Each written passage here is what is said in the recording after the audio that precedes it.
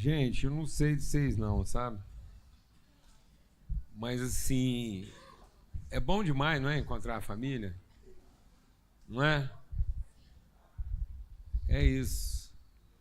Eu acho que essa é uma das coisas que a gente precisa resgatar nos nossos domingos, né? Primeiro entender que se você quiser ter uma visão transformadora da... Não, mexe essa planta aqui, porque senão eu não vejo o Serjão ali e atrapalha tudo, ó. Pronto. Aí, ó. Isso. Aí ficou melhor, não ficou?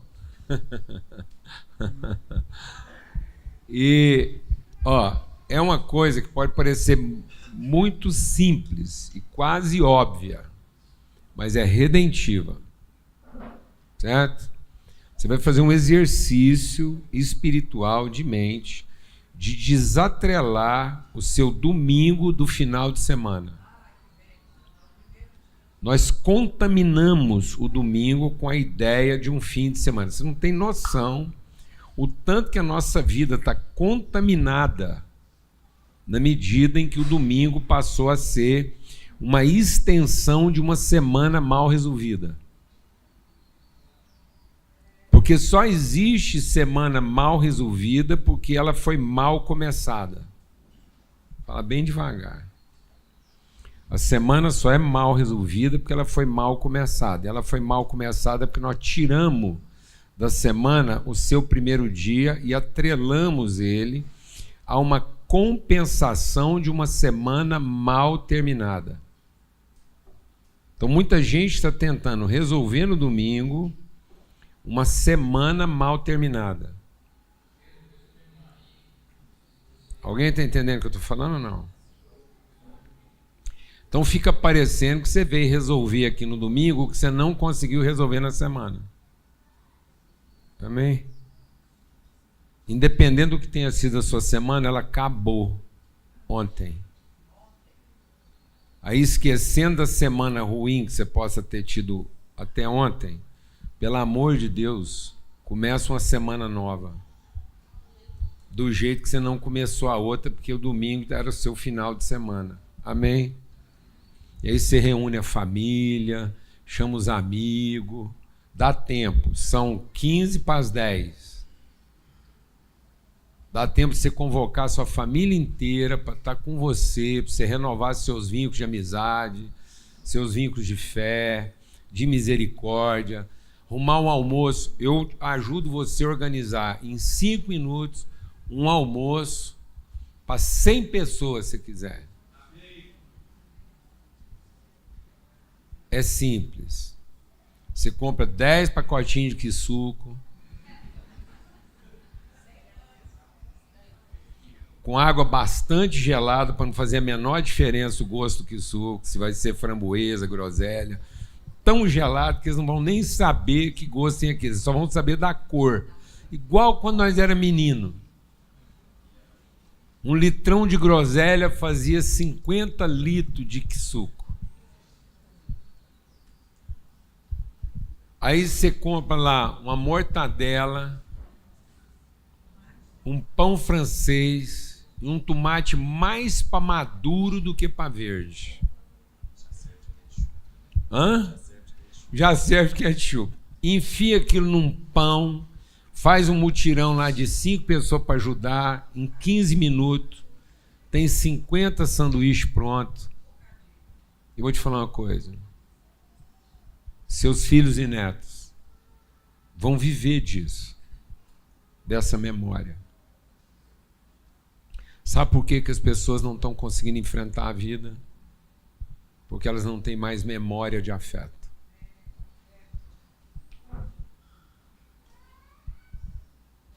Elas não sabem mais olhar para um pedaço de pão e ter uma memória afetiva daquilo. Elas só sabem olhar para o pedaço de pão de acordo com o apetite dela. Aí do pão ela vai para o croissant, ela vai para o caviar. E sabe o que vai satisfazer o apetite dela? Nada. se ela não tiver o quê? Memórias de domingo.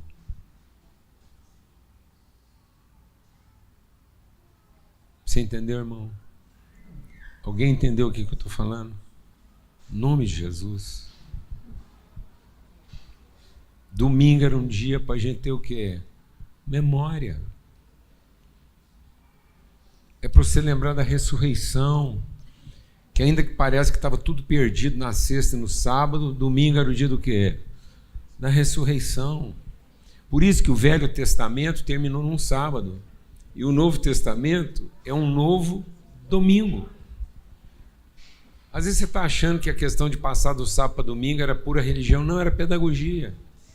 Por que a cristandade foi celebrar o domingo? Porque ainda que tudo parecesse perdido num sábado, onde tudo morreu e aparentemente deu errado, eles estavam celebrando o quê? Ressurreição, porque se não houver ressurreição dos mortos, é vã a nossa fé.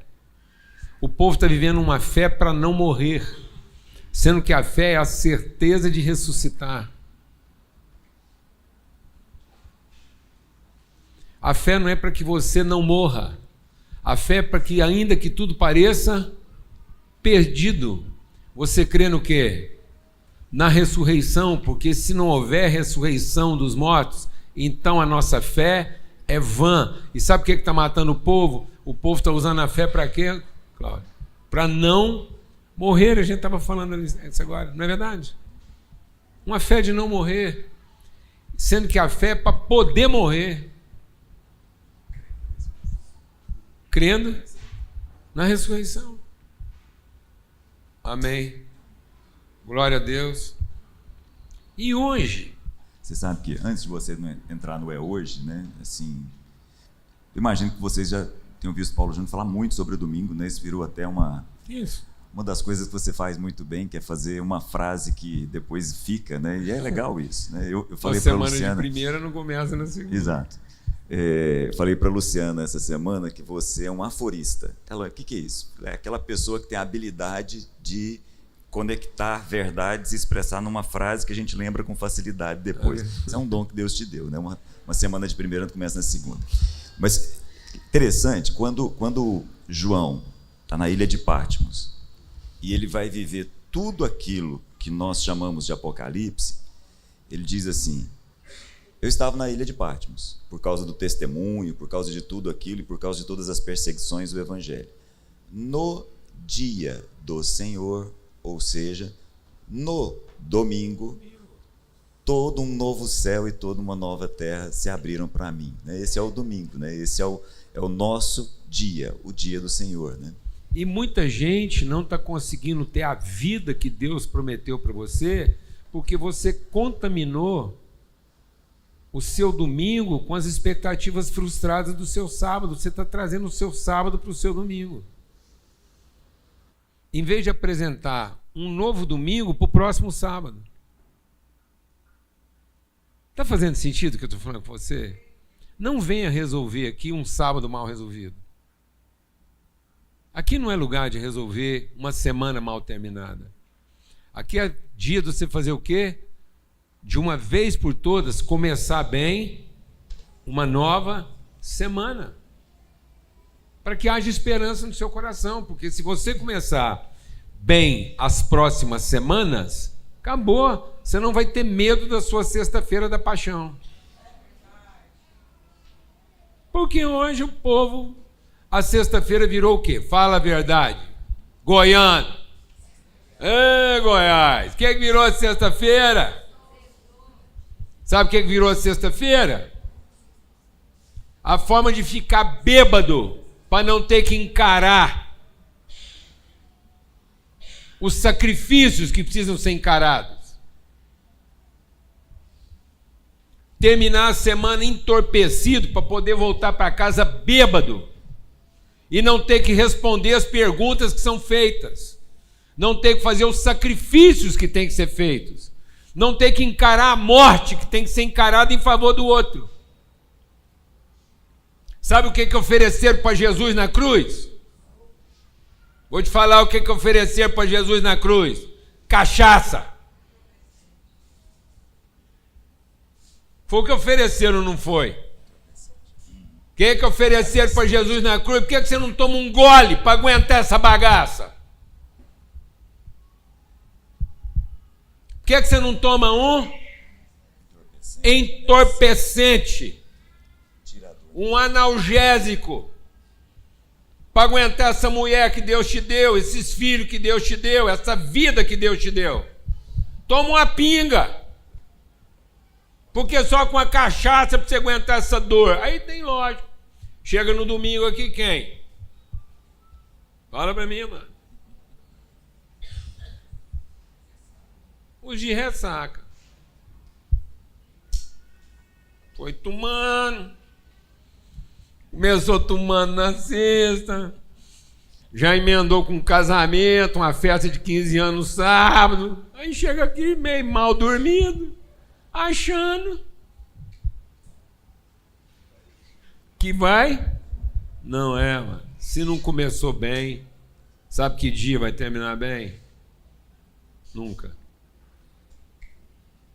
Deus não está aqui consertando o que foi mal começado.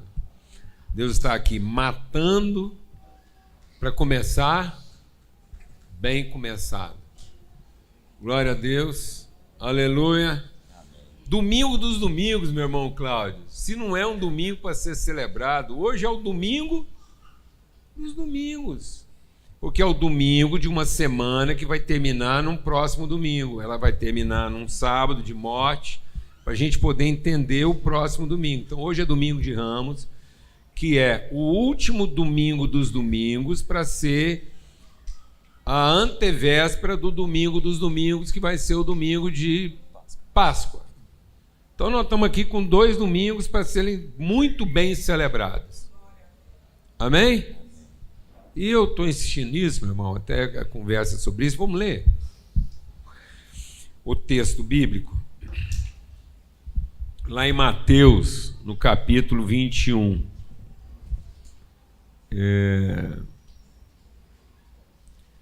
Quando se aproximaram de Jerusalém e chegaram a Betfagé, ao Monte das Oliveiras, Jesus enviou 2 discípulos dizendo: vão ao povoado que está diante de vocês, logo encontrarão uma jumenta amarrada, com um jumentinho ao lado. Desamarrem-nos e tragam-nos para mim. Se alguém perguntar algo, digam que o Senhor precisa deles, e logo os devolverá. Eu sinceramente, um dia eu vou tirar aqui uma hora aqui para a gente conversar sobre isso. Eu comecei minha vida pensando em trabalhar muito para ter as coisas. Depois eu descobri o segredo de alugar as coisas. E agora eu quero terminar minha vida com as coisas emprestadas. Isso para uma mulher é a coisa mais difícil do mundo. Mas eu quero chegar nesse nível de Jesus. Amém? Amém. Porque Jesus, até a sepultura dele, foi o quê? Emprestada. Eu quero chegar nesse grau de evolução. Comecei pissuindo, evoluí alugando, agora eu quero terminar o quê? Emprestando para devolver, mano. Amém? Não quero levar desse mundo nem a notinha de aluguel, glória a Deus, amado. Aleluia. Vem cá, bem, você quer falar? Você falou que queria falar. Falou. Falei não, mas lembrei do texto que eu li hoje. Quando Jesus, na mesma sequência daquilo que eu compartilhei, quando Jesus foi enviar os discípulos, ele disse: ó, não leva nada. Vocês vão comer daquilo que oferece para vocês. Eu penso que o Pedro, tinha alguns discípulos que andou com Jesus que tinha condição, não tinha? Algum mínimozinho. Eu falo para o Cláudio, porque ele é o nosso historiador. Mateus, por exemplo, tinha muita condição. Aí daí, se não bastasse falar só isso, não leva nada, e aí, quando vocês chegarem no lugar, procura uma casa, e aí naquela casa você declara: a paz do Senhor. Se a paz repousar sobre aquele lugar, vocês entram, deitam, dormem e comem ali de tudo que eles oferecerem para vocês. Irmãos, lendo isso hoje é lindo, mas isso na prática, Eu sei, eu e Paulo Júnior, a gente roda o mundo. Tem hora que a gente fica nos lugares que a gente não sabe nem mexer. As casas é tão maravilhosa, é tanta coisa, é tanto botão para apertar que a gente não sabe nem assistir uma televisão às vezes. Mas tem lugar que a gente vai, né, bem? Também é outra coisa. Mas, enfim, gente, nós somos aqueles que o Senhor chamou para estar preparado. Eu não gosto muito desse diálogo com o Paulo Júnior, não, porque eu fico quase por conta de crenças limitantes. Minha mãe falava assim para mim, pelo amor de Deus, você trabalha para que no final da sua vida... Minha mãe até contentava em não ensinar a gente no meio da vida, mas no final da vida, você tem que ter uma aposentadoria e uma casa para morar. Aí eu fico ali olhando para o Paulo Júnior. Esses dias, vou contar. Esses dias, ele chegou e me abraçou e falou, fica tranquila, bem, eu fiz um seguro bacana para você. Se eu morrer, você não vai precisar ficar desamparada. Eu falei assim, mas o problema é que você tem que morrer, eu não quero que você morre. Entende? É ruim, né? É difícil. Então, é muito interessante isso, porque eu e a Alana, a gente só ficou em casa de luxo até hoje. Casa de luxo dos ricos e casa de luxo dos pobres, mas as pessoas sempre ofereceram para nós o seu melhor. Sempre. Desde a xicrinha esmaltada lá, com o machucadinho na beirada. Você sabe essa história da xicrinha com o machucadinho na beirada? Não. O cara entrou numa casa muito simples. Mas muito simples. E na casa que ele entrou, ninguém tinha os dentes bons. Era tudo casa boca podre.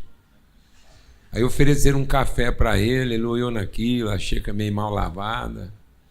E ele ficou com nojo de tomar café na xícara daquele povo com as bocas tudo podre. E ele falou assim, como é que eu vou fazer? Aí ele falou, já sei, vou tomar um café na beiradinha que está quebradinho aqui.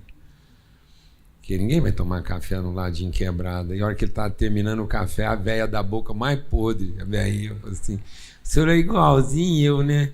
O senhor gosta de tomar café no quebradinho.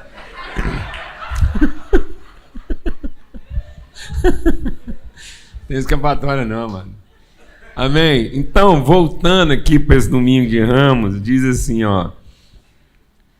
Isso aconteceu para que se cumprisse o que fora dito pelo profeta Zacarias. Quem quiser saber é profeta Zacarias, capítulo 9 lá. Digam à cidade de Sião, a Jerusalém, né? Alegre-se, ó Sião, regozije-se, Jerusalém. Eis que o seu rei vem a você em humildade, montado numa jumenta, num jumentinho, cria de jumenta. Desde a profecia de Isaías, criou-se, então, associaram o jumento à figura do Messias, né? Então, o jumento... Por que jumenta? Porque jumento é... Quem já foi no Nordeste aqui? É igual o cachorro vira-lata, aquilo dá em qualquer coisa, que lá parece que nasceu do chão, não é? Jumento é um trem que ele é tão rústico, tão básico, que é igual a nós mesmo. É esse brasileiro misturado com tudo, que come qualquer coisa, vive em qualquer lugar, sobrevive em qualquer clima. Se tem um povo que nós podíamos chamar de jumento com carinho, é o brasileiro, não é fácil na terra. Entendeu? Com qualquer coisinha a gente resolve. Tá vendo como é que a glória de Deus pode ser revelada a partir de qualquer jumento, uns mais bonitos, outros mais feios, entendeu, Benarmino? Mas é tudo isso aí. Somos nós. Jumentos que foram levados, não é? Coisa que brotou ali. Aí ele diz, então, aí começou uma coisa que não combinava, passou a combinar. Se você não fizer essa transformação interior, você não vai nunca entender o Messias na sua vida, não, a redenção de Cristo que está esperando. Você está esperando que ele vai te dar uma coisa que só o capeta vai dar, mano. Você está esperando um tipo de evangelho que não é o evangelho. Isso aqui é o evangelho. Aí ele diz lá, o Messias vem montado numa jumentinha. E aí os discípulos foram e fizeram tudo que ele tinha ordenado. Trouxeram a jumento, o jumentinho, colocaram sobre ele os seus mantos. Então os discípulos, sabe qual foi o arreio? Sabe qual foi a cela de Jesus? A roupa, a túnica dos discípulos. Colocaram, que coisa linda, rapaz, que coisa, não é? Que cena. Aí diz assim, e aí Jesus montou, uma grande multidão estendeu seus mantos pelo caminho, talvez a exemplo dos discípulos. Então eles A rua de Jesus foi pavimentada com as roupas, com as vestes. Né? Há um sentido de desnudar-se para prestar reverência ao outro. Reconhecimento. Outros cortaram ramos de árvores e espalhavam pelo caminho. Eu lembro da minha infância, domingo de Ramos, né? Puxa, eu e a Lana vinha comentando pelo caminho, né? Quanto da nossa arte a gente foi perdendo, né? Então, principalmente a comunidade evangélica, talvez pelo zelo de não parecer outra coisa, a gente acabou abdicando de algumas coisas. Então, nas ruas do interior, o povo pegava serragem colorida. Não é? Bem no interiorzão, pegava serragem colorida, tudo quanto é cor, coloria a serragem e depois fazia mosaicos artísticos. Uma arte maravilhosa que ia durar algumas horas. Mas não é? Puxa vida, aquela trabalheira toda, o povo desde madrugadinha desenhando. Você chegou a ver isso na rua? Cláudio do céu, você não tem noção. A cidade inteira mobilizada para fazer desenhos com serragem, rapaz. Com serragem com palha de arroz. Então o povo coloria a palha de arroz. Levava aquele tanto de as cerealistas, não é? Você chegou a ver isso, Sérgio? Não é? Cerealista, o povo ia buscar saco de palha de arroz, coloria aquilo em casa, coloria serragem, e depois gente de tudo quanto é idade, menino, gente velha, trabalhando junto, colorindo na rua, ao que depois a chuva ia lavar. Alegria. No domingo de Ramos, a rua amanhecia, moço. A rua da cidade amanhecia decorada. Você consegue imaginar uma avenida Anhanguera decorada assim, 2 quilômetros de pintura, mosaicos. Quem viu isso aqui? Quem chegou a ver isso aqui? Você é um privilegiado. Por isso que lá em casa, amado, quem entra lá em casa fica meio chocado. Lá em casa tem presépio, tem imagem de São Francisco, você fica preparado para ir lá em casa.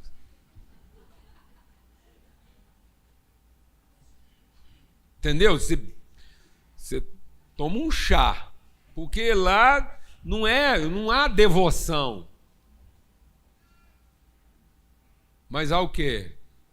Memória. E o povo, querendo combater a devoção, fez o quê? Apagou a memória. Então o povo hoje não tem memória, não tem história. Essa cena foi montada de forma pedagógica, para traduzir uma pedagogia. Aí o povo hoje vai para o evangelho, Cláudio, querendo um resultado, mas não quer o processo. Então, para chegar no resultado, tem toda uma trajetória. Uma cena. Então Deus está montando uma cena com você e você não quer a aula da cena, você quer o quê? O resultado. Você acha que hoje o povo estuda para aprender? Não estuda não, amado. Hoje o povo estuda para passar na prova.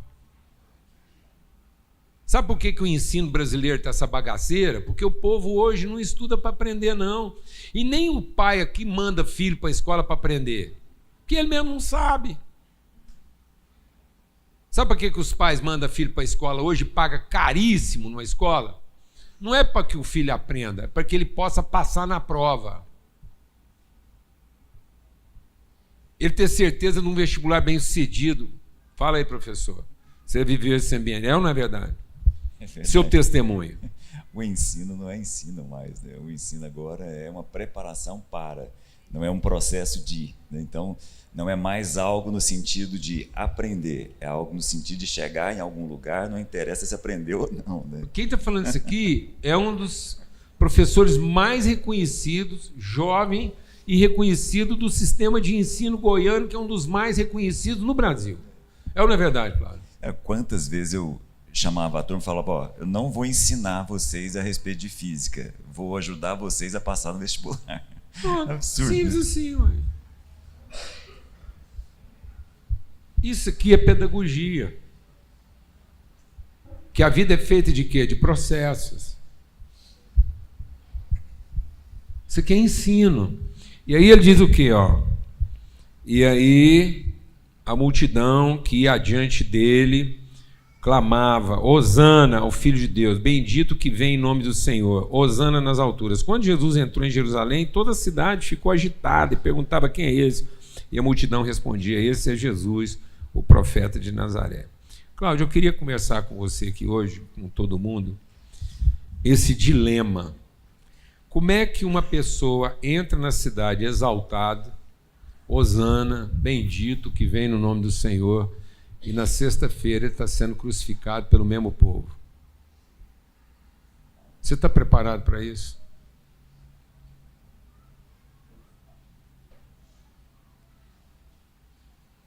É esse o evangelho que está educando você?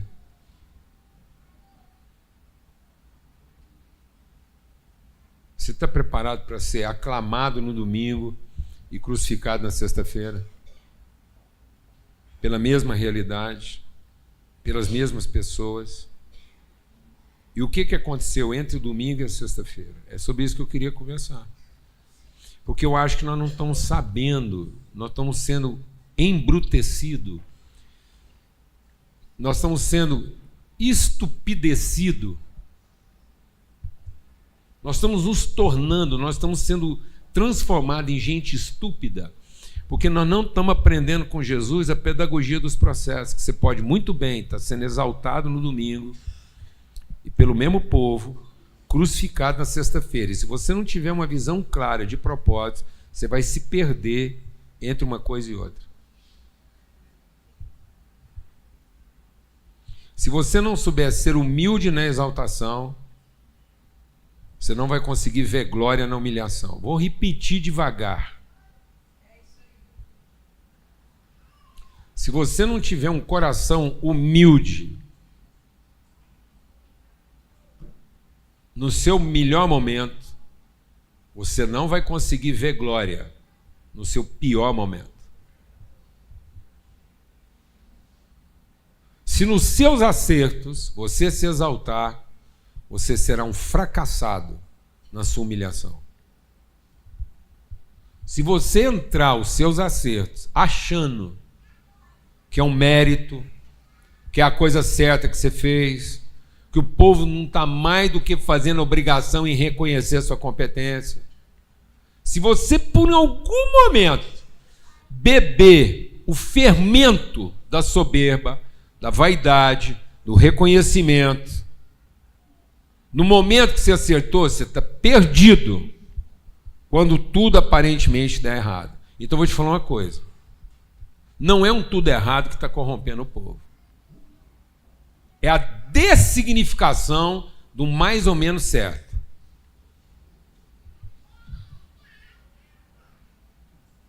Vou repetir. É a ideia de que você está garantido no certo, que não está sabendo você enfrentar um tudo errado. É achar que um tudo certo te garante, que não faz você entender qual é o propósito de você estar passando por um tudo errado. Porque aí na hora de um tudo errado, você vai enfrentar aquilo com desapontamento. Foi, escuta, onde é que vocês estão com a cabeça, aí? Eu sou o cara do domingo de Ramos. Qual o sentido dessa sexta-feira da paixão? Você não vai ver sentido na sua dor, no seu sofrimento, no seu sacrifício, se você entrar mal no momento da sua exaltação. Se você pegar o bonde errado no domingo de Ramos, você está lascado na sexta-feira da paixão. Você vai enfrentar a sexta-feira da paixão com senso de injustiça, de equívoco. Você vai achar que essa roupa não é sua. Você vai achar que a cegonha errou de endereço. Você vai achar que o povo é que está errado e não você que está cumprindo o propósito. Amém? É sobre isso que eu queria conversar com você. Amém. Porque eu acho que isso é uma dificuldade. Porque aqui é o seguinte: por que esse assunto? Por que a gente insiste em conversar sobre isso à luz da palavra de Deus? Porque aqui, nesse ambiente aqui, a gente só conversa com pessoas em posição de liderança. Todo mundo que está aqui. Todo mundo que passa por essa paróquia, por essa parousia aqui, está sob o olhar e a expectativa de alguém. Sabe por que é tão difícil lidar com as suas próprias expectativas? Porque você está sempre na posição da expectativa de alguém. Tem alguém projetando para você algum tipo de salvação. Tem alguém esperando pelo seu acerto para enaltecer você. Mas essa mesma pessoa que no começo da semana celebrou você como possibilidade de salvação, vou te falar um negócio. Em 5 dias, vai crucificar você se você não responder às suas expectativas. Simples assim. Simples assim. 5 dias. 5 dias de expectativa frustrada. E você está na cruz, meu irmão. E se você não entender o sentido da sua cruz, não serão os outros que vão ter que entender. Se você não tiver uma percepção clara de propósito, você está destruído. Sua vida inteira perdeu o significado. 5 dias. Sabe o que aconteceu nesses 5 dias? Jesus cessou os milagres.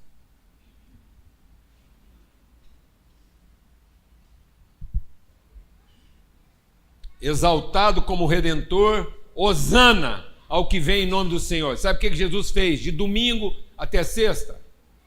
Sabe o que ele fez? Foi jantar com os amigos.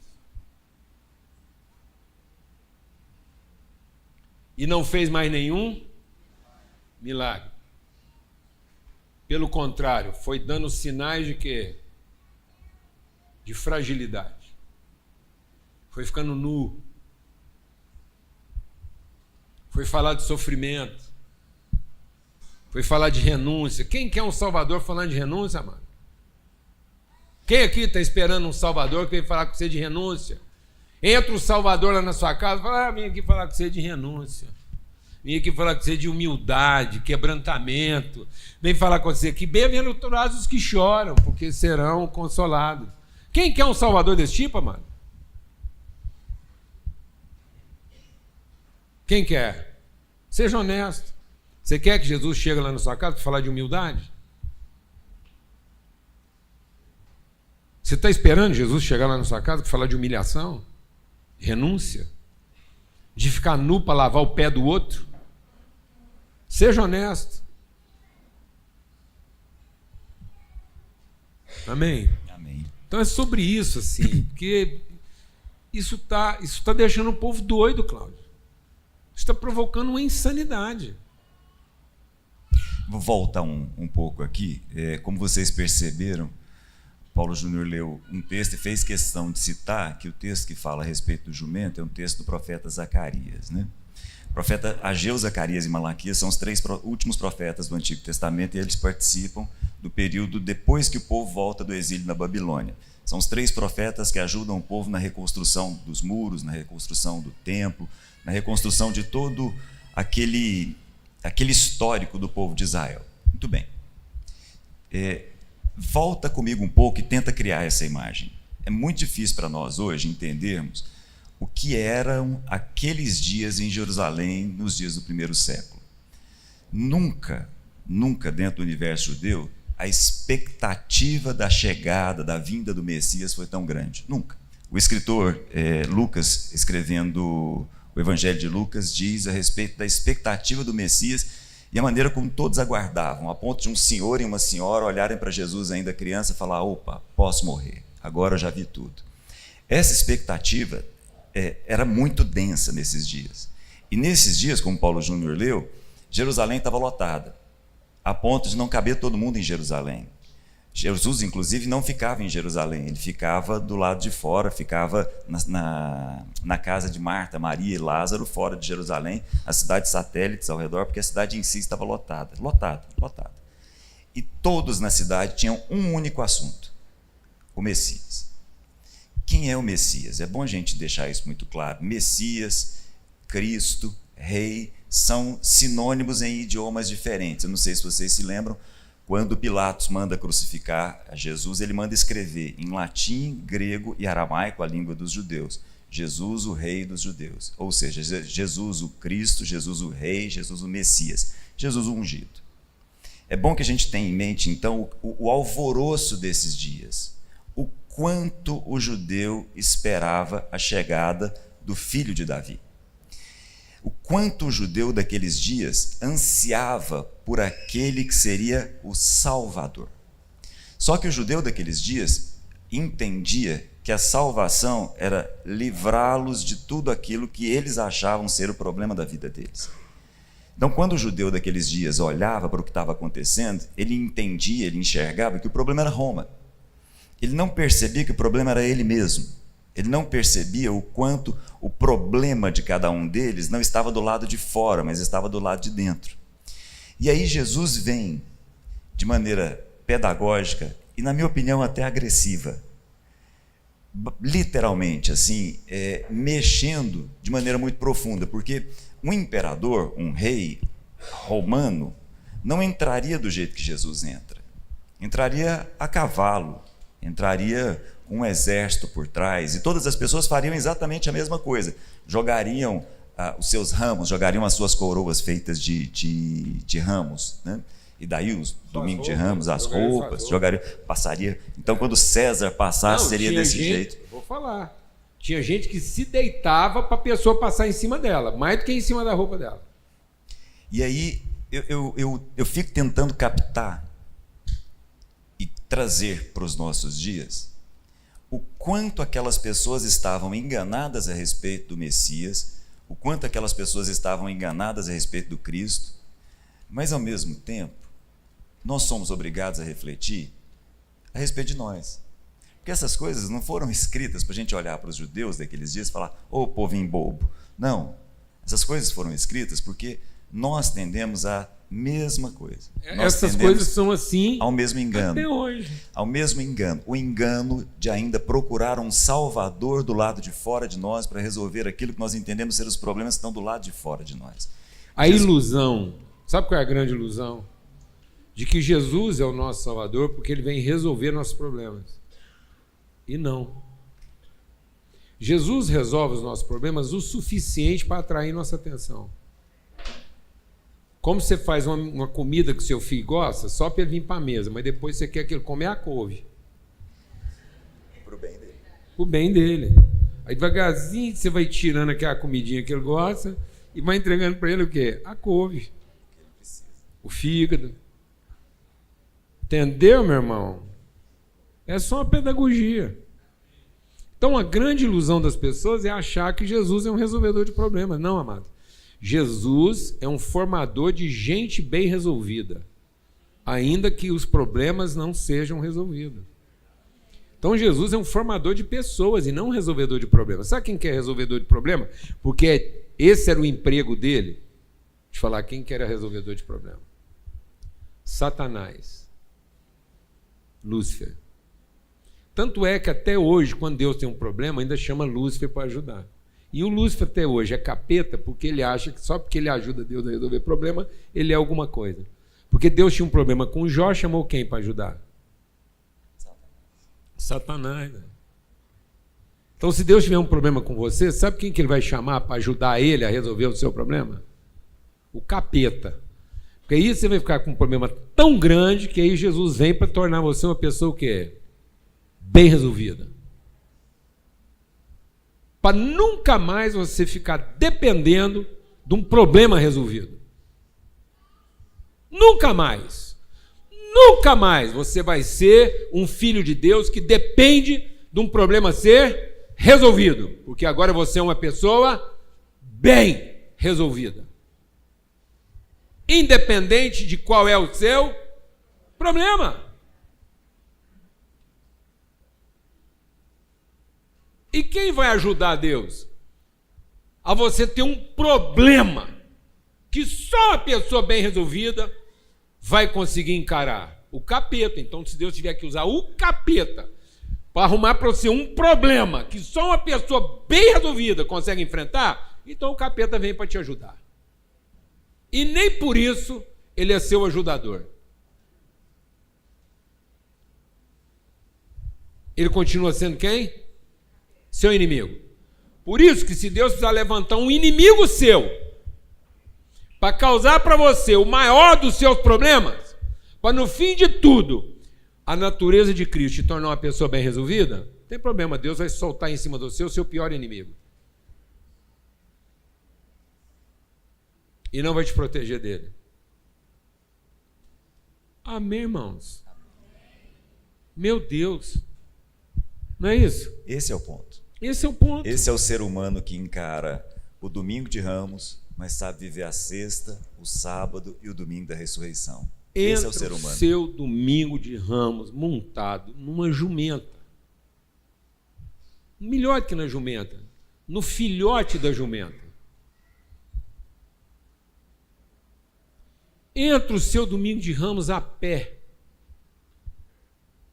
Rapaz, nós estamos querendo começar a partir de uma demonstração de poder, de força.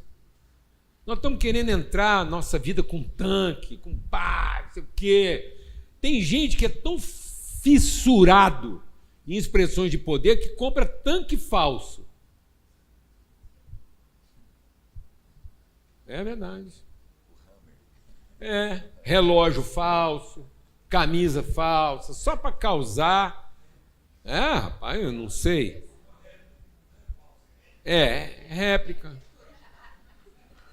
Celular, pai. Onde nós chegamos? Réplica. Paga caro. Para causar o quê? Para entrar o domingo de Ramos dele com o reconhecimento que ele merece. Porque senão ele não vai conquistar nada. Se a pessoa não entender o poder que ela tem, se ele não causar uma impressão, que impressão, rapaz? É disso que as pessoas estão terminando frustradas depois, porque não aguenta depois pagar a conta do verdadeiro. Torrou tudo no que era falso, agora não sobrou nem porque é verdadeiro. Sabe o que é de verdade? Eu falo o que é de verdade. Verdade é casamento, você morrer, dar vida. Sabe como é que o Adão começou o casamento dele? Vou te falar como é que o Adão começou o casamento dele. Amém? Morto.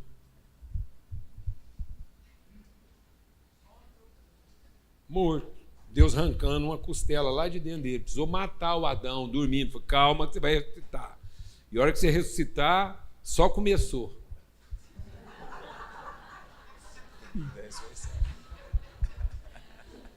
Você vai olhar assim e falar assim, acha, montei! Essa é a Osme Alsace. É a mulher que veio para me ajudar. Veio mesmo.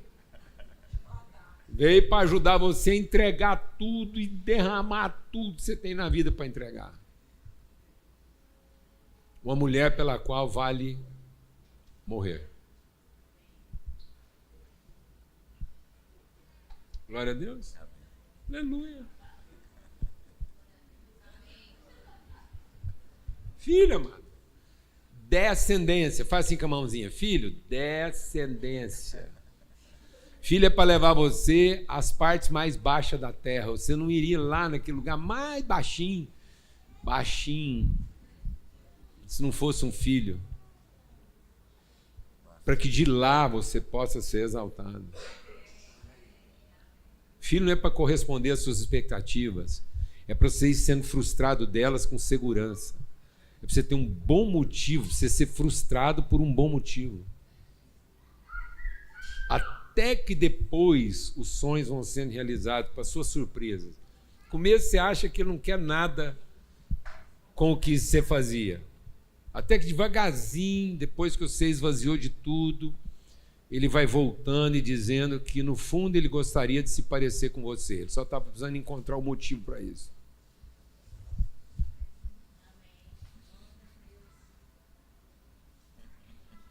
No fundo, ele não quer fazer o que você faz. Quer ser você. Ele não quer fazer o que você faz se aquilo que você faz corrompe quem você é. No fundo, ele está querendo dizer para você que ele gostaria de encontrar quem você é, para se parecer com você. Só isso. Glória a Deus, amados.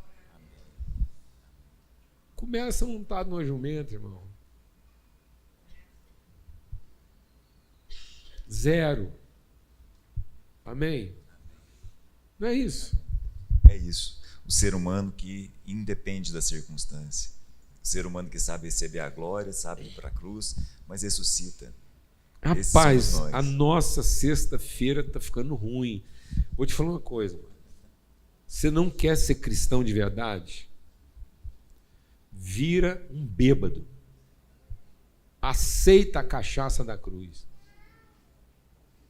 Eu tenho falado isso aqui, o povo fica chocado. Não fica no meio do caminho.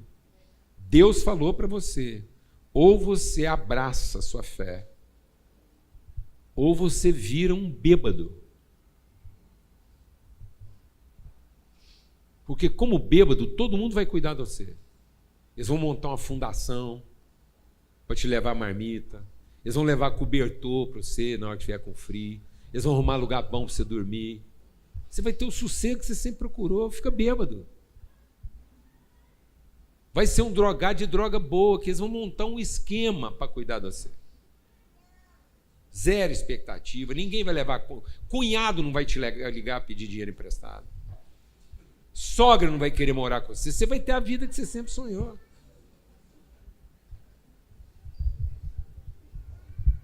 Filho não vai te pedir ajuda. 0. Mulher não vai pedir para você ficar bom. Não, ela vai juntar as amigas para fazer reunião de oração para ver se você cura.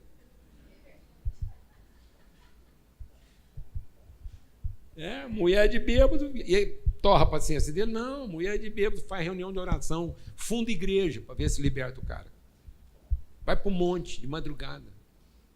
Não fica conversando com ele, não. Mulher de bêbado fica falando com Deus.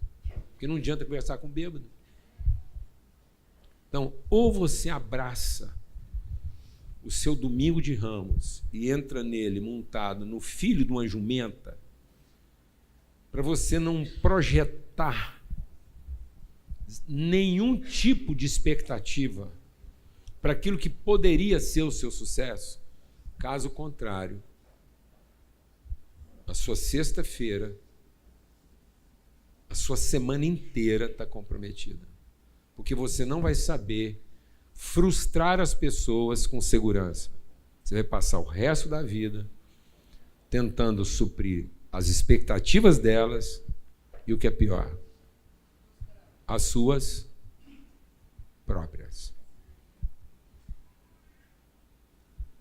Amém, meus irmãos? Glória a Deus. Amém. Isso é o Evangelho. Está todo mundo celebrando, achando que nós é os caras, mas nós estamos montados numa jumentinha. A pé. Amém? Sem ter que usar nenhum sinal de falsificação. Glória a Deus, amado. Sem ter que enganar, sem ter que mentir, sem ter que ostentar coisa alguma para ninguém. Você quer ter uma coisa boa? Vou te explicar. Você quer ter uma coisa boa, de marca, de tradição? Compra. Compra. Eu sou a favor.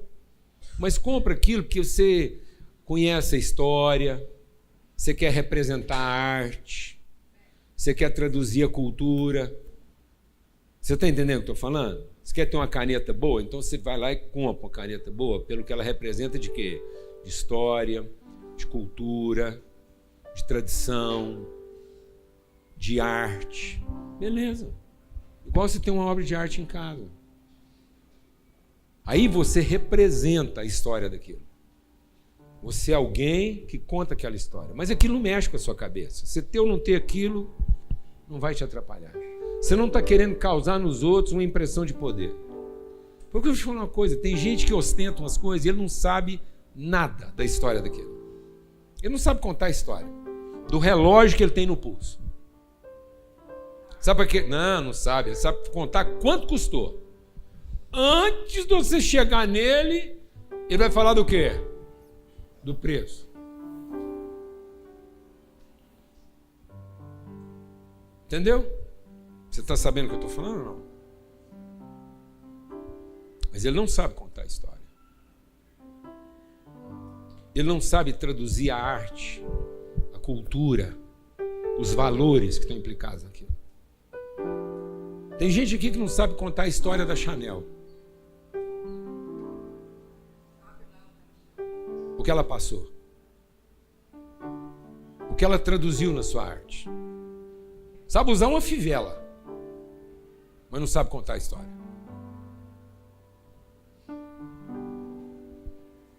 Tá claro isso? É isso, amados. Eu tenho um relógio em casa, que é uma réplica. E um dia, se você me vê com ele, você já fica sabendo que é uma réplica. É um relógio que é uma réplica da Baume Messier. Baume Messier, que é uma história antiga, tradicional. E eu ainda guardei essa réplica porque quem me deu ela nem imagina que meu tio, muito querido, que trabalhava com venda de relógio, era um dos maiores vendedores de relógio, numa tradição de família, porque vender relógio é uma tradição de família. Vender relógio é uma memória afetiva na minha vida, porque é meu pai, meus tios, minha família. O nosso Natal, todo Natal meu era vivido depois da meia-noite, porque até meia-noite quase a gente estava lá trabalhando na loja com meu pai. Vendendo relógio. Fazendo a alegria dos outros, contando história. Meu pai um dia pegou um relógio Omega para consertar, que o cara levou num outro relojoeiro, e o cara não sabia como abrir o fundo daquele relógio, porque não tinha ferramenta certa. Aí ele fez um furo com a furadeira para abrir o relógio. A hora que meu pai pegou esse Omega, correu uma lágrima no olho dele.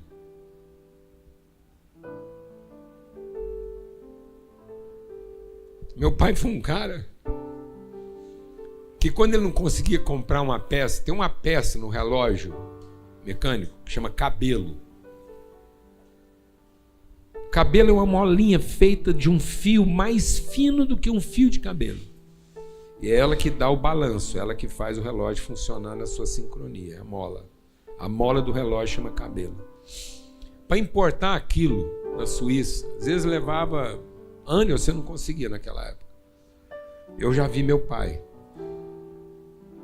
uma semana inteira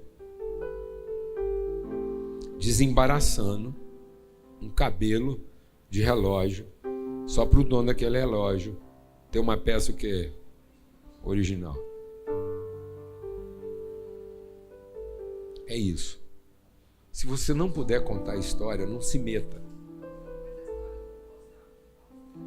Não se meta. Não, a história da família, o que aquilo representa, o que trabalha nas suas emoções, nas suas convicções, o que você chama de belo? O que você chama de belo? O que você chama de belo? O que é belo para você? Não é isso? A arte não está ficando complicada porque um cara lá vai lá comprar um quadro para impressionar os outros e não é o belo dele. Fala a verdade, irmã. Tristeza. Quanto que custa o quadro e ele é capaz de comprar um quadro mais caro que ele nem sabe direito o que ele está fazendo para ostentar, sendo que às vezes um outro mais barato, uma jumentinha lá na mesma galeria sua. Ele podia ter entrado na glória dele montado numa jumenta, mas ele foi lá e montou num cavalo árabe que vai derrubar ele na primeira arrancada. Acontece isso ou não? Eu estou exagerando aqui? Pelo amor de Deus. Sabe por quê? Porque vai gerar no coração dos outros uma expectativa a seu respeito que você não vai dar conta de quê? De cumprir, porque você não vai saber contar a história. Aí eu tenho um Baume Messier lá em casa. Sabe por que eu tenho um Baume Messier lá em casa? Porque a marca dele não é Baume Messier, a marca dele é José Maria. É o Zé Maria. Sentava aqui, ó. Onde está lá? Um homem tosco, mas sensível. E ele falou: Paulo Júnior, eu já vi que você gosta de relógio. Eu falei: gosto mesmo, Zé. Ele falou: tem um lá em casa, mas eu vou te avisando. Ele é falso. Eu falei: não é não. Relógio falso é caneta.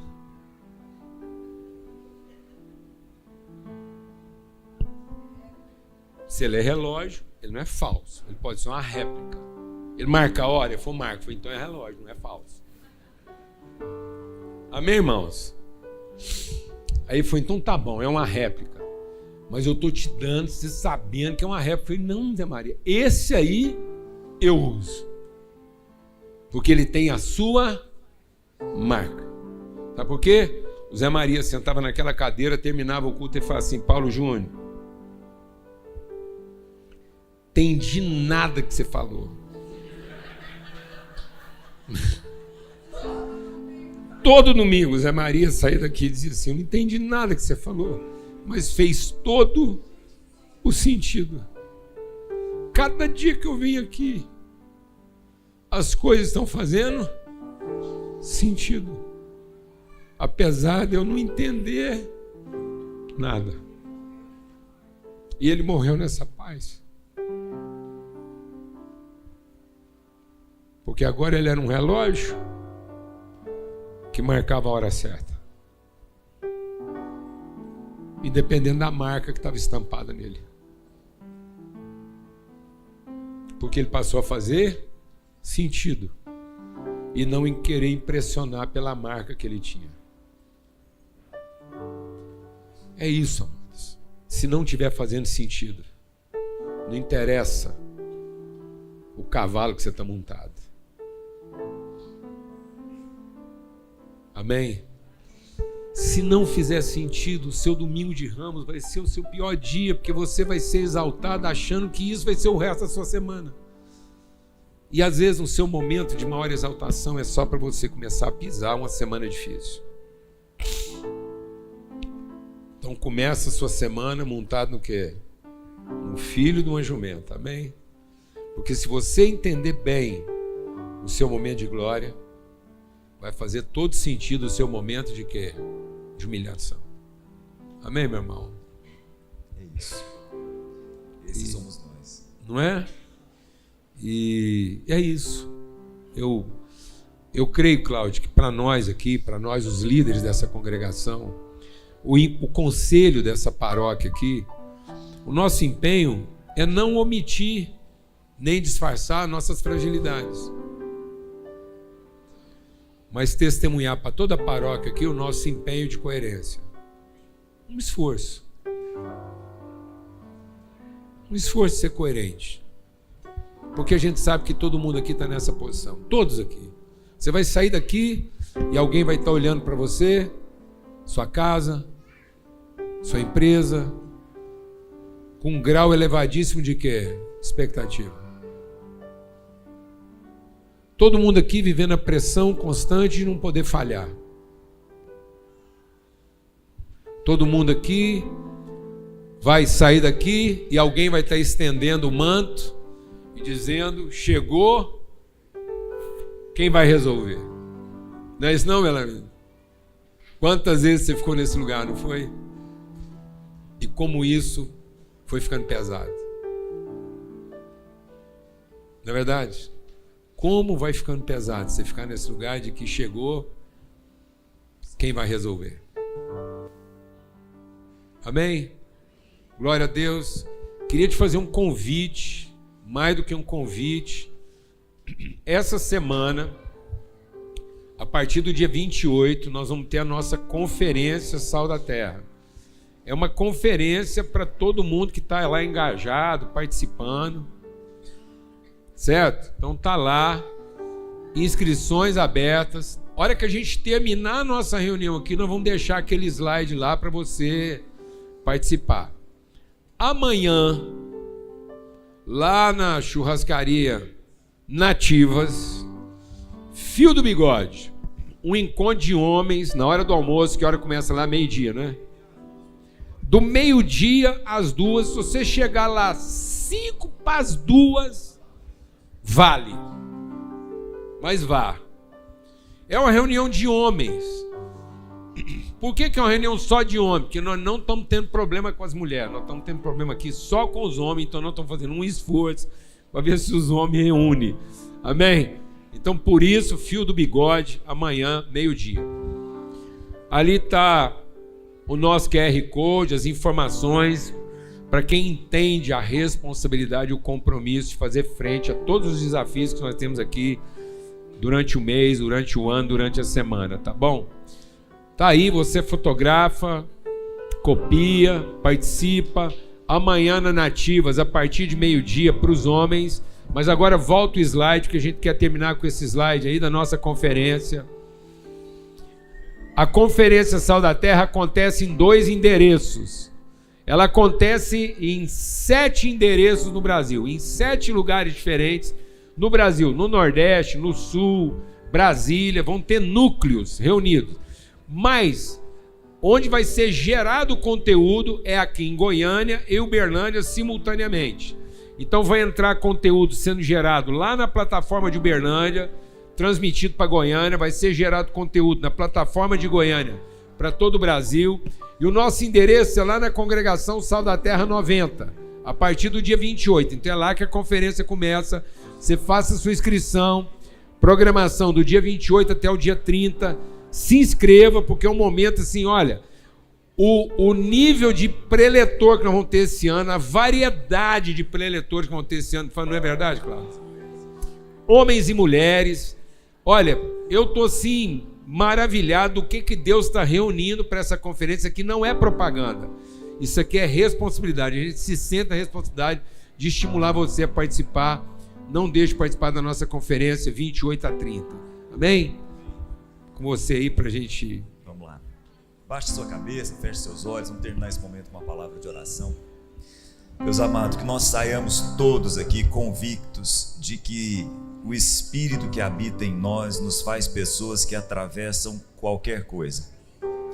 Nós estamos aqui para ser pessoas resolvidas em toda e qualquer situação.